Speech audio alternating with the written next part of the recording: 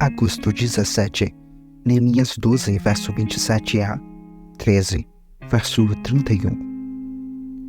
Para a dedicação do novo muro de Jerusalém, pediu-se que os levitas de toda a terra viessem a Jerusalém para auxiliar nas cerimônias.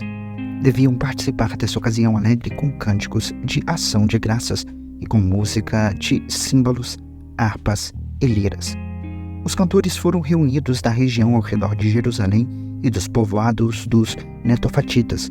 Também vieram de Bet-Gilgal e das regiões rurais próximas de Geba e de Asmevete, pois os cantores haviam construído seus próprios povoados ao redor de Jerusalém. Primeiro, os sacerdotes e os levitas purificaram a si mesmos. Depois, purificaram o povo, as portas e o muro. Eu conduzi os líderes de Judá até o alto do muro e organizei 2 grandes coros. Um dos coros foi para o sul, pelo alto do muro, até a porta do esterco.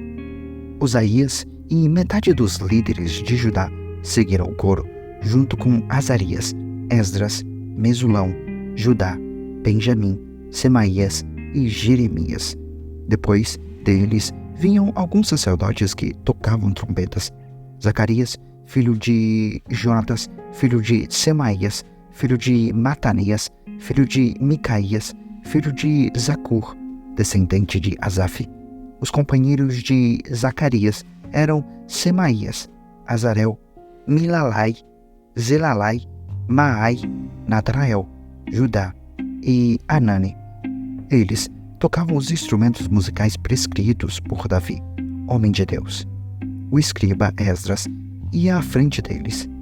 Quando chegaram à porta da fonte, foram em frente e subiram pelos degraus que levavam até a cidade de Davi. Passaram pela casa de Davi. De lá, foram até a porta das águas, a leste. O segundo coro foi para o norte, no sentido oposto, para encontrar-se com o primeiro coro.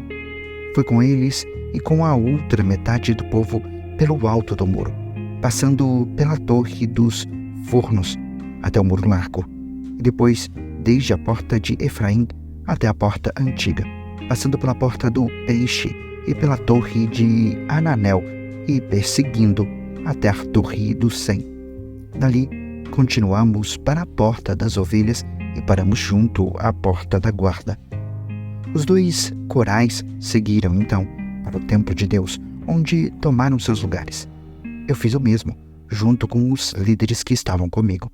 Acompanhamos os sacerdotes que tocavam trombetas: Eliaquim, Maséias, Miniamim, Micaías, Elionai, Zacarias e Ananias, e os cantores: Maséias, Semaías, Eleazar, Uzi, Joanã, Malquias, Elão e Ezer.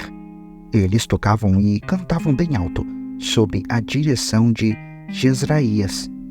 Naquele dia alegre, foram oferecidos muitos sacrifícios, pois Deus tinha dado ao povo um motivo para se alegrar. As mulheres e as crianças também participaram da celebração, e podia-se ouvir de longe a alegria do povo de Jerusalém. Naquele dia, foram nomeados os homens encarregados dos depósitos para as ofertas e os primeiros frutos da colheita e para os dízimos. Eram responsáveis por recolher dos campos fora das cidades as porções exigidas pela lei para os sacerdotes e os levitas, pois todo o povo estava alegre com os sacerdotes e os levitas e com seu trabalho. Tanto eles como os cantores e os guardas das portas realizavam o serviço de seu Deus e o serviço de purificação, conforme Davi e seu filho Salomão haviam ordenado. O costume de ter regentes do coro para dirigir os hinos de louvor e de ação de graças a Deus havia começado muito tempo antes, nos dias de Davi e Asaf. Por isso, agora, nos dias de Zorobabel e de Neemias, todo o Israel trazia uma provisão diária de alimentos para os cantores, os guardas das portas e os levitas. Os levitas, por sua vez, entregavam uma porção daquilo que recebiam aos sacerdotes, os descendentes de Arão. Naquele mesmo dia, enquanto o livro de Moisés era lido para o povo, encontrou-se escrito nele que jamais se deveria permitir que amonitas ou moabitas fizessem parte da comunidade de Deus, pois não tinham dado aos israelitas alimento e água no deserto. Em vez disso, tinham contratado Balaão para amaldiçoá-los. Nosso Deus, porém, transformou a maldição em bênção. Quando o povo ouviu esse trecho da lei, mandou embora todos os descendentes de estrangeiros. Antes disso, o sacerdote Eliasibe havia sido nomeado para supervisionar os depósitos no templo de nosso Deus. Ele era parente de Tobias e tinha colocado à disposição dele uma grande sala junto ao templo.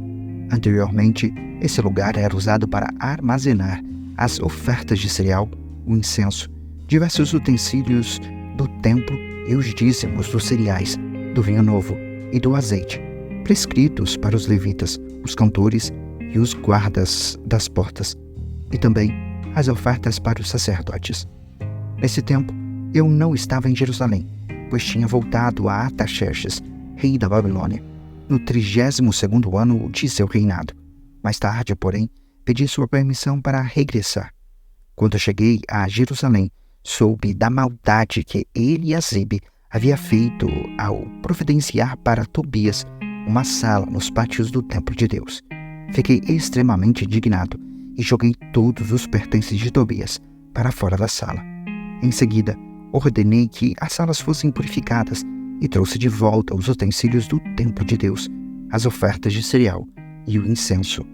Descobri também que os levitas não haviam recebido as porções de alimento que lhes eram devidas, de modo que eles e os cantores responsáveis pelos cultos de adoração tinham todos voltado a trabalhar em seus campos.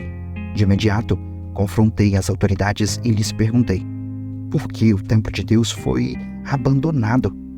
Então, chamei de volta todos os levitas e os coloquei de novo em seus postos.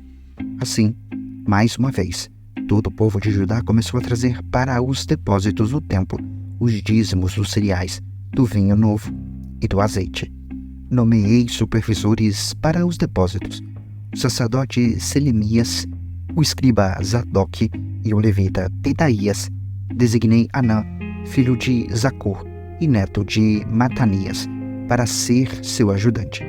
Eles eram homens de confiança e ficaram encarregados de repartir as provisões entre seus colegas levitas. Lembra-te desta boa obra, ó meu Deus, e não te esqueças de tudo que tenho feito com fidelidade pelo templo de meu Deus e pelo culto ali prestado. Naqueles dias, vi homens de Judá trabalhando nas prensas de uvas no sábado. Também ajuntavam cereais e colocavam sobre jumentos e traziam vinho, uvas, figos e produtos de toda espécie a Jerusalém para vendê-los no sábado. Então, os repreendi por venderem seus produtos nesse dia. Alguns homens de Tiro que moravam em Jerusalém traziam peixes e mercadorias de todo tipo. No sábado, vendiam para o povo de Judá, e isso em Jerusalém. Assim, confrontei os nobres de Judá e lhes perguntei: por que fazem tamanho mal profanando o sábado? Acaso nossos antepassados não cometeram o mesmo erro fazendo nosso Deus trazer toda essa desgraça sobre nós e sobre nossa cidade? Agora vocês trazem ainda mais ira contra Israel ao permitir que o sábado seja profanado desse modo. Em seguida, ordenei que as portas de Jerusalém fossem fechadas no dia antes do sábado, assim que começasse a escurecer, e só fossem abertas depois que o sábado tivesse terminado. Enviei alguns de meus servos para guardar as portas, a fim de que não entrasse nenhuma mercadoria no sábado. Os comerciantes e vendedores de vários produtos acamparam do lado de fora de Jerusalém 1 ou 2 vezes, mas falei duramente com eles: o que fazem aqui, acampados ao redor do muro? Se fizerem isso de novo, mandarei prendê-los. E essa foi a última vez que vieram no sábado. Então, ordenei que os levitas se purificassem e guardassem as portas, para manter o sábado como um dia sagrado. Lembra-te também desta boa obra, ó meu Deus, tem compaixão de mim, de acordo com teu grande amor leal. Nessa mesma época, vi que alguns homens de Judá haviam se casado com mulheres de Asdod, de Amon e de Moabe. Além disso, a metade de seus filhos falava a língua de Asdod ou de algum outro povo, mas não sabia falar a língua de Judá. Por isso, confrontei esses homens e invoquei maldições sobre eles. Bati em alguns deles e arranquei seus cabelos. Também os fiz jurar em nome de Deus que não permitiriam que suas filhas se casassem com os filhos dos povos da terra, nem que as filhas deles se casassem com seus filhos ou com eles mesmos. Não foi exatamente isso que levou Salomão, rei de Israel, a pecar? Perguntei-lhes. Não havia nenhum rei igual a ele entre as nações, e Deus o amou e o fez rei sobre todo Israel.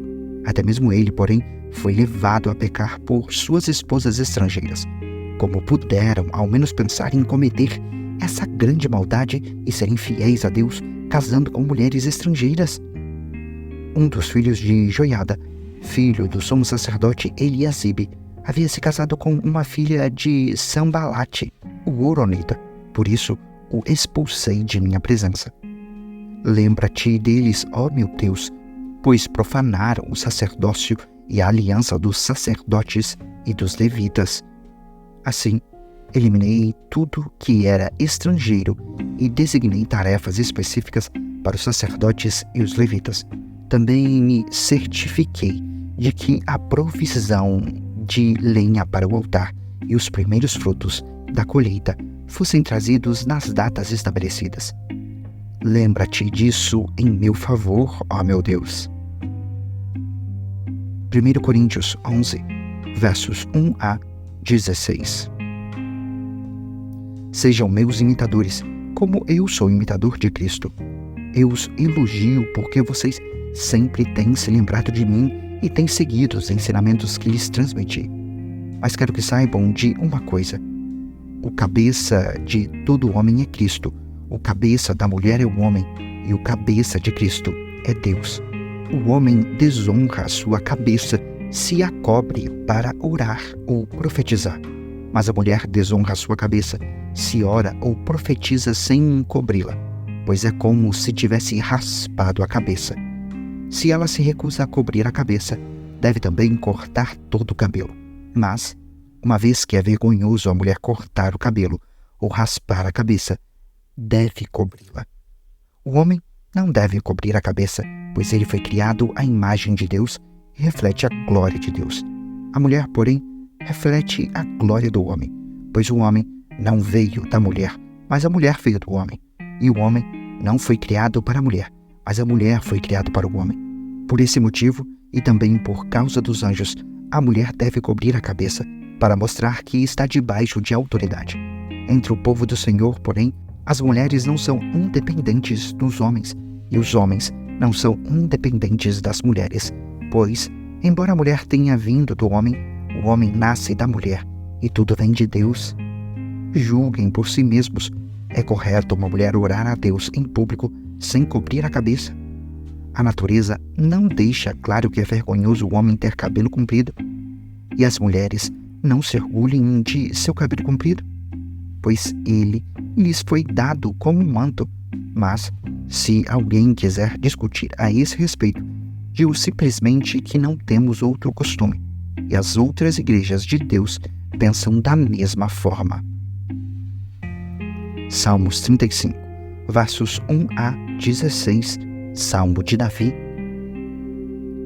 Ó Senhor, defende-me dos que me acusam, luta contra os que lutam contra mim.